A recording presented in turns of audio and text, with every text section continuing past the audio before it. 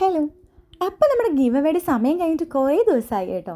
ചെറിയൊരു hospital case വന്നതുകൊണ്ടാണ് ഇത്ര ഡിലേ ആയത്. എനിവേ, ഇന്ന് നമ്മൾ ഗിവ് അവേ വിന്നറെ സെലക്ട് ചെയ്യുവാണ്.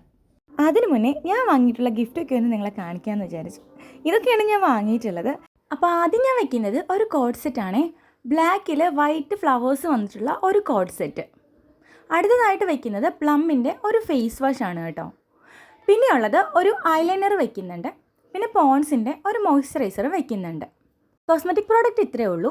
പിന്നെ വെക്കുന്നത് ഒരു ചെറിയൊരു ചെയിനാണ് കേട്ടോ. പിന്നെ ഒരു നെയിൽ പോളിഷ് വെക്കുന്നുണ്ട്.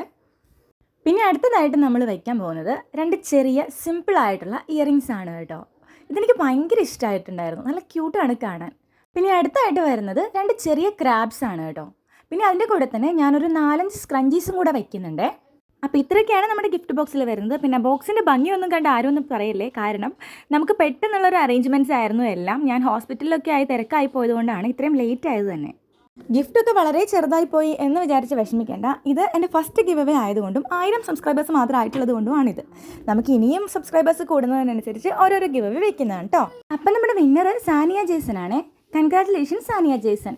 ആൾ എത്രയും പെട്ടെന്ന് എന്നെ ഒന്ന് കോൺടാക്റ്റ് ചെയ്യണേ.